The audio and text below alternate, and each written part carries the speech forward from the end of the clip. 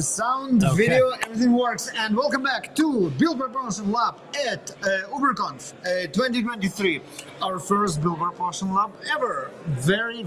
Yes, that's like the first time. I'm honored to be here, and it's good to see you again. Yeah, it's great to see you. Team, dear friend for I don't know how many years. Way 10, like between 10 and 15. Yeah, something like that. Back when the conferences that we went to, I was the only person in his talk, and he was the only person in my talk. Right. That was one Gradle, by the way. Yes, I know. That's the funny thing. You're here with Gradle, and I was talking about and writing about Gradle back then. So, and here we are. Look at us. Elephant, not so grumpy anymore, but hey. The elephant's happy now. No, we got rid of grumpy elephant many years ago. Good. Because it was grumpy. Right, we don't want to be grumpy. And we do developer joy. Exactly. And we're going to talk about that. So, Tim, how's life? Life is wonderful. Okay. Yeah, it really is. Excellent. Yes. Excellent. Good to hear. What are you doing those days? What are you talking at? Oh, wait a second. I'm trying to do this thing and I always forget. How slow is your build? Aha. Okay. Well, I run a DevRel team now, so my own builds tend to be pretty small, right? Little samples, demo apps, so they're really not. Apache Pinot is like the project. Oh, slow. that build. Yes. I only ever run it in Docker. I don't build it. You don't build it? I don't build it. Okay, that's disappointing. I know. It doesn't work. Okay, cut. All right.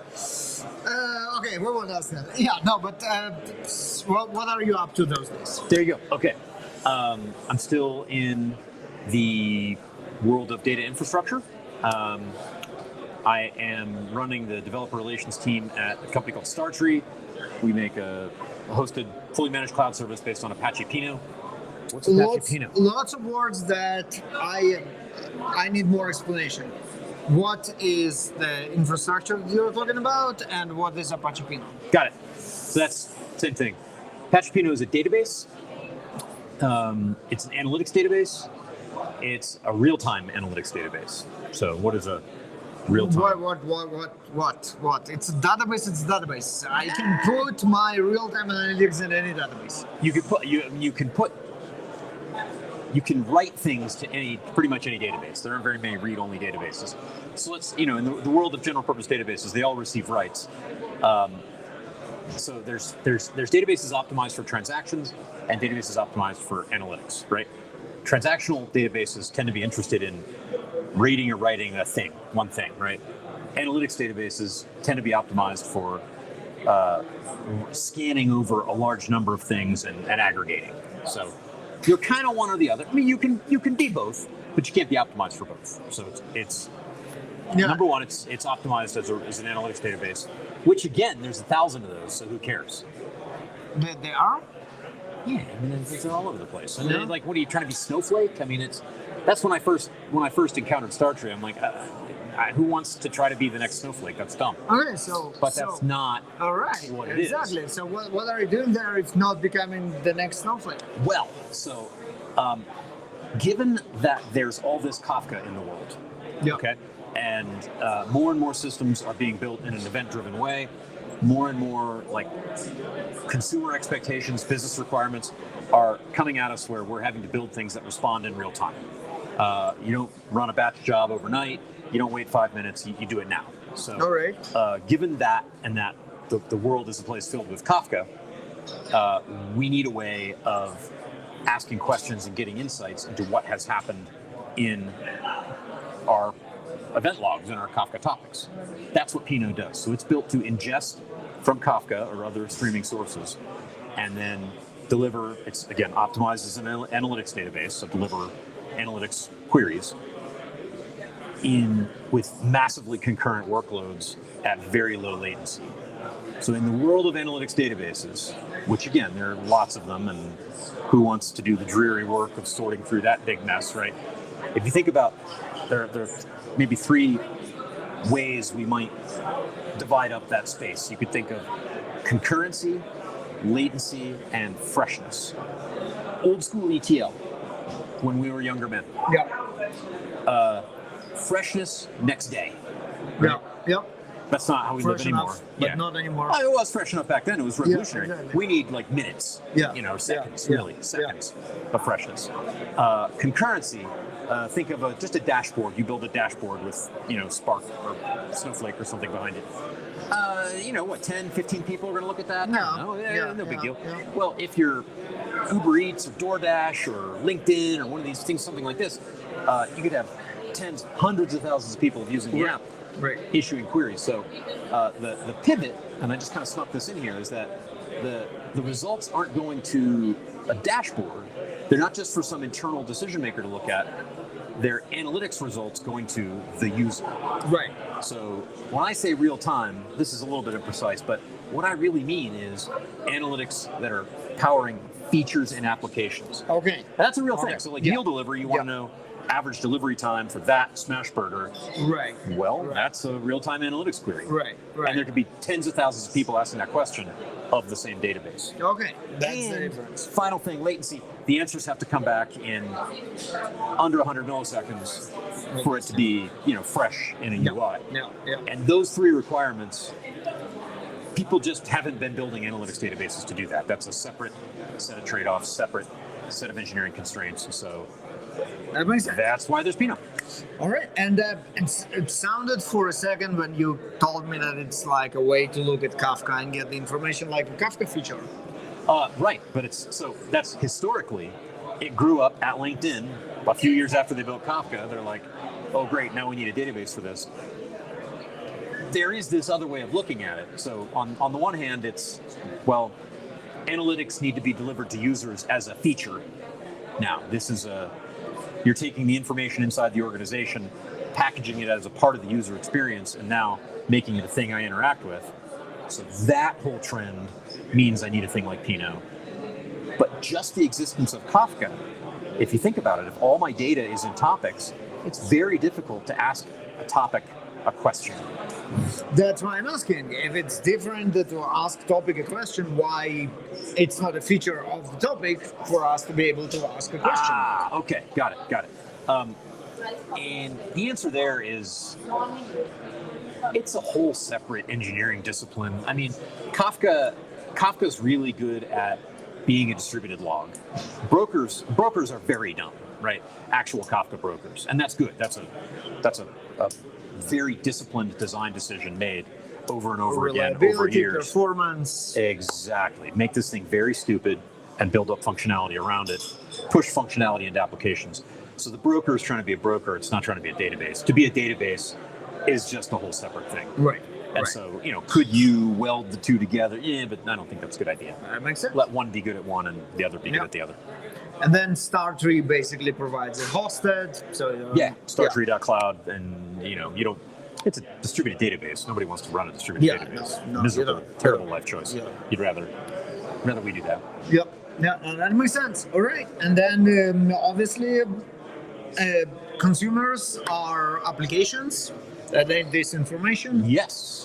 So, it's possible to use this with like a standard BI front end or some kind of build a dashboard with it, but that's not really, doesn't make any sense because there's already good solutions for that. There aren't good solutions for the user-facing stuff. So the consumer is an application. So who uses Pinot? Application developers who are trying to build features that need analytics results to power the feature. So it's just a database that you use as a programmer. Yep. SQL, tables, it's all very boring in that sense. And it's really like SQL. Yeah. You consume it as any other database. Yes. There's there's some interesting things around like joins. Right now, this is a thing happening in kind of cutting edge Pinot. Joins have been limited in the past, and they're about to be not. So there are some exceptions like that. But yeah, it's just SQL. It's just tables. And when I give intro to Pinot talks, I have 2 slides. It's tables. It's SQL. And people get it. That's not fun. Yeah. But let's talk about the architecture, because that is fun. There's all kinds of cool things in it. I'm very disappointed, I have to tell you. Apache Pinot, such an awesome name, like Pinot wine, and then it's just a stupid database. But it's not. It's not a stupid database. It's it really is a different kind of thing. And this idea of, again, when we were boys, all of the information in the enterprise was locked up in these departmental databases. Yep. Which if we have a minute, there had been this client-server revolution in the 80s and early 90s. Mainframes used to be where business application software was written. And you had terminals, and people did their work. All the data was there. Analytics, reporting was a feature of the application. So it was all in one place. When that broke apart, and you had client-server, and you had all these little relational databases everywhere, now all of a sudden, who the crap knows what's going on? The data is everywhere. So you had this revolution in application architecture that caused a revolution in analytics, which was ETL. Right. And so now you had to bring it all together in one place, and you could write. So there was that. Microservices and what's not. Well, but see, now client-server has been disrupted by microservices. Exactly. Which has pushed the data into these logs. Right. And again, we're faced with this question of, how do we know what's going on? Right. So just a stupid database, but it's actually a database that is emerging because of this generational paradigm shift from client-server to events, to event-driven architecture. Just like happened when you and I were literally in high school and college, the mainframe to client-server transition caused ETL. Now the client-server to event-driven transition is causing real-time analytics. Yeah, that makes sense. Yeah. Well, maybe not so stupid, but still database. Come Still on. a database. Pinot. It's a shame. Such a good name. So, what are we talking about in UberConf? Well, I've got a talk tonight on, it's called Mastering Tech Leadership in 60 Minutes. That's supposed to be a joke. And tomorrow, a talk on event-driven architecture. And we'll talk about some of these ideas some more in there. Friday morning, an intro to Pinot talk. And after that, a talk called Build Your Own, what it's a choose, how to build a real-time analytics database, a choose your own adventure journey. Just I talk like about those talks. the trade-offs. It's like you explain to people how to do it themselves, so they will get to the conclusion that they shouldn't. Yeah. Or really just like, okay, what are the trade-offs? Why be a column-oriented database instead of row-oriented? Why, choose your indexes this way instead of that?